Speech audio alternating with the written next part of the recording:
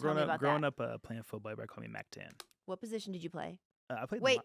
I was going I to played guess. lineman my whole. I was a big kid until I Oh. got to like my freshman year in high school. And then you normalized. Then I normalized. Got it. Then I played linebacker, and I was like a way bigger kid. And like I was just evened out. But it was like growing Got up, I it. was just bigger.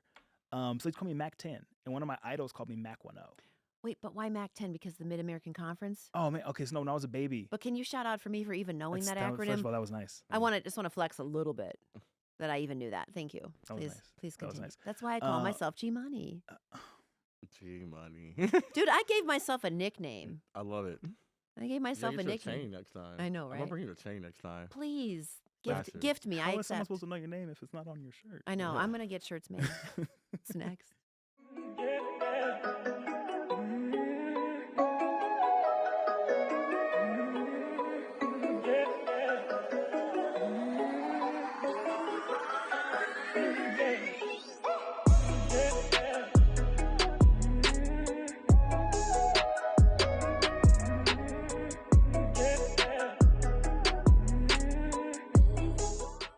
They called me Mac 10 because I was a baby in a stroller. My brothers, I guess, were pushing me around, and they said 10 girls came by that I could Mac 10 girls, even as a baby. It was like a funny and joke. what is Mac like making out? I have no idea. Like real It's talk. like Mac. a Mac, like a player. Like I think Mac, he can get the girls' numbers. Oh. He can like get like them. Mac and like Return of the Mac. Yeah. you. Return Wow. of the Mac. That was amazing. Right? That was absolutely amazing. Yes. So, So it eventually led into somebody calling me Mac 10. I love that. And so as I got older, like just people who didn't know me like would call me the Rasta just because I was. Wait, now we went from Mac 10 to Rasta? People just started calling me Rasta. You don't get it. Did you always have the dreads? No, not till I was a freshman in high school. So they just call you Rasta out of the blue? I'm telling you, it was like 5-6 years after me having my dreads, people just started calling me Rasta. Oh, so I was like, you had the dreads when people called you Rasta. I thought they just started calling you No, Rasta. no, like, no. That'd be You need odd. it. I've had my dreads for 15 years now. I just asked you that, man. It's like half your life. Yeah. So That's why they call you Rasta. Yeah. Okay. But can it I wasn't- see? Give me a little turn. Like, can I touch him? yeah, of course. Can I smell him? I'm kidding. I love it. You got some good. I got to turn my. Wow, he's fanning them out. This is he's good shaking 'em. hair, Chris. This is Yeah. killing the game. That's 15 years. That's 15. Never cut it, never did anything like that. Can we talk about the because again, and Kenny, jump in. I am. Jump in. You know what I'm Okay. saying? Yeah. Please. Okay. Jump in. This is Chris Yeah. taking the lead, you know. Yeah, Return Chris- of the Chris Mac. is- Chris has the Chris has the cooler nickname than mine. Well, do you have a nickname? Kenny. Bro. They call me Kenny. What is your middle name? Android. Android? No D on it. And like Android with no D. Android. Androi. Yep. Andri. Like an Android phone, but not the D. Yep. That's that exactly is- what it is. And I'm Okay. anti-Apple too. Super anti-Apple. Oh, wow. Pretty biased. How about towards we come up Android. with a nickname before you leave today? Okay. Yeah. That works for me. We'll think about it. We'll think Yeah, about it something. has to together. feel right.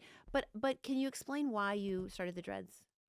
Oh, one of my somebody who I really idolized as a kid had started dreads, and I 'Cause it's a commitment. followed suit. Yeah. But what is the philosophy behind the dreads? I don't want to speak too deep on a culture that I'm not fully background in. Just say what you know. Because this radio, listen, for those of you listening, any detail or statistic I give is about 70% accurate. I Honestly, do not claim to be anything. I'm not looking stuff up. I'm just talking. It's about being the free of who you are. Like it's a there's no need It's for the me. freedom thing. There's no need for me to try to like comb my hair or try to change it or do anything. My hair's Okay. locked up. I'm not gonna. For me to get it, I have to cut it out. Got There's it. no changing up at this Is there point. something about the hair has energy and it's carrying time. There's totally- something very spiritual about it, right? It's something I can't explain, Yeah. but you're on the right track because I had one dread fall out. I got it stuck when I was sleeping and it Okay. yanked and it pulled out. Is and it that easy to pull out, Chris? No, You really yanked it. It was under me when I was Oh, sleeping, and I oh. like yanked because it's so long now. Like, Oh, it's totally down that. past my back. So like, yeah, it yanked- Easy. And that morning, Where do you sleep with like with the Rasta bun? That's why they do that. Yeah, that's why you do that. 'Cause if I not, feel like I just came off the turnip truck, didn't I? How I That's- should know these things. Oh, yeah. no. So, He's educating us right now. so even after I A+. when one got pulled out the next morning, like I woke up, I felt emotional, and I didn't know why. And I looked in the bed, and like I saw like the dread laying there, and I was like, oh my god, like it really affects your energy. Like I believe Wow. that. 'Cause I didn't know how to. I was like, That's what? freaking What's going on? I was cool. like, day's going good. Okay, I woke up like, no, I'm good. Okay, why am I feeling emotional right now? And I just Oh, lifted the wow. blanket, and I saw the dread laying right there, and I was like, oh my That is gosh, so beautiful. it truly affects me like that. And it's not even Wow. like a you have to be aware of it. Like you just you just feel it. I You can feel it. imagine. Yeah, Yeah, interesting. I thought That's so. why I was very Yeah. anybody else I would have said no. I would have happily said no, not touching my hair. But you have good energy, and I can feel when people don't have good I energy. deposited some light and love into They- it. You do, because Mhm. when I've had somebody who was and I felt it, and I felt myself get angry, and I was like, "What Oh, the hell is wow. going on?" And I realized, oh, somebody with negative energy touched the most You energetic part of my also body. have probably a lot of other, spiritual skills and gifts that are. Yeah, I would hope so. I believe so. Are you being modest about some things that you? Yes, I'm trying to be. Well, let's talk about Kenny for a second. But I want to yeah. go back to spiritual gifts, Kenny. Yeah. I want to ask you a question. So it's Black History Month. What does that mean to you? It's just Black History means to me is very important because I'm from Atlanta, Georgia, which is the home of the civil rights movement, and I like to shed light that what my mother, my uncle did. They had to go through the civil rights movement just so we can be in a room today right now. Even talk about integrating schools. So like I remember my uncle was the second African American to go to Indiana University Law School. I remember just hearing about these kind of things. So for me, it's just to give homage to it, and that we can't forget where we go from. Like the Civil Rights Bill that's stalled in Congress is a thing I'm really passionate about. Okay. Anything that's civil rights wise, I see or this. Okay. it's one of these things I'm passionate about. Mhm. Also about helping people out. Like a lot of people who are hurting, a lot of people of color, and I like to see like what we need to shed more light on their issues because sometimes we always talk about making money at least, but Clearly, you love making money. But I also talk Can't be about mad a about lot that.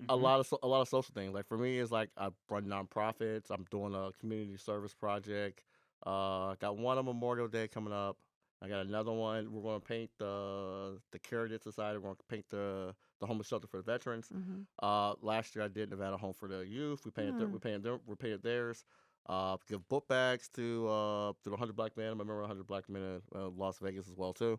Tell me more about that.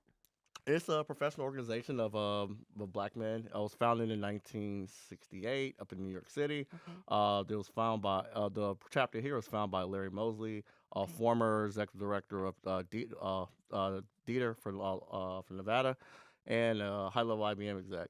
So we come together. We do community service projects where we try to uplift people of color. I was a member. I got in trouble when I was in high school. I got in trouble and. For.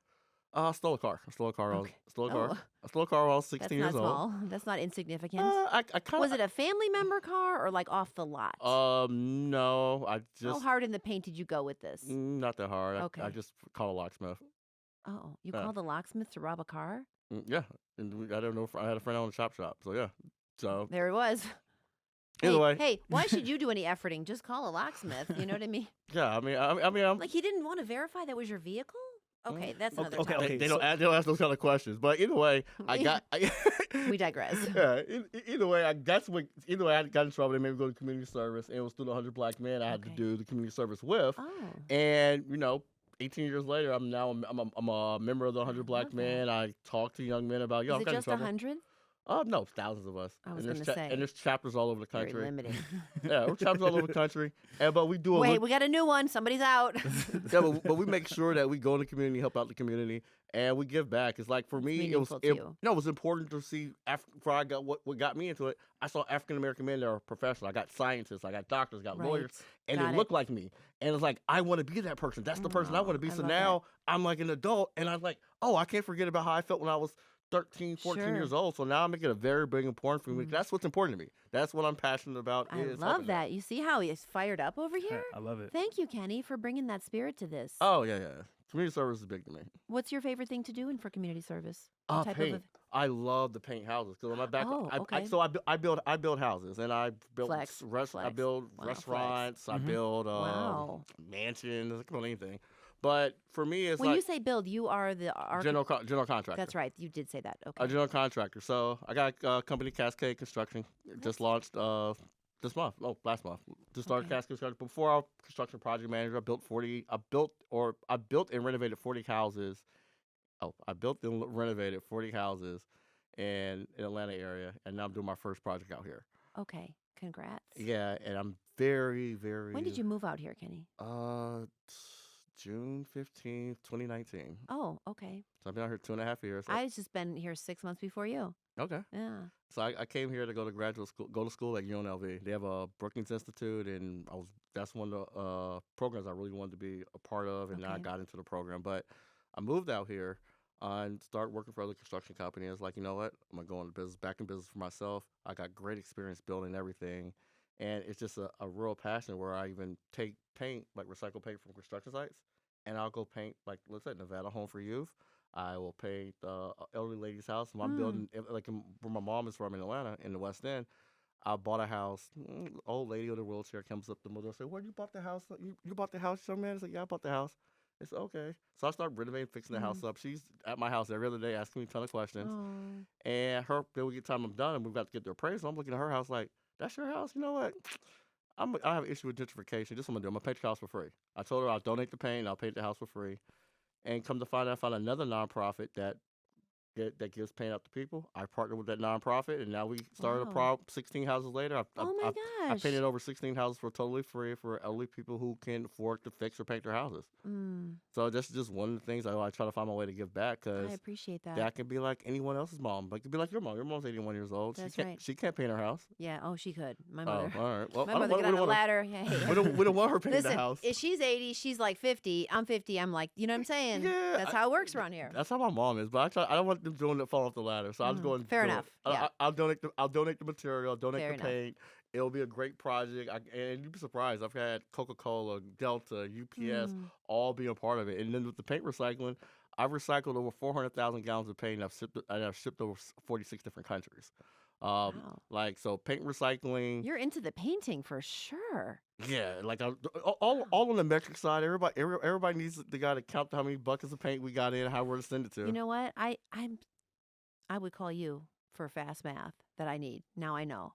I'm gonna hit you up like, hey Kenny. Hey Kenny. You should see me just writing stuff on my whiteboard. That's like all I do all day. Wow. Just right. So you're like that guy. Like, your 3 people got off the bus. The bus went 60 miles an hour.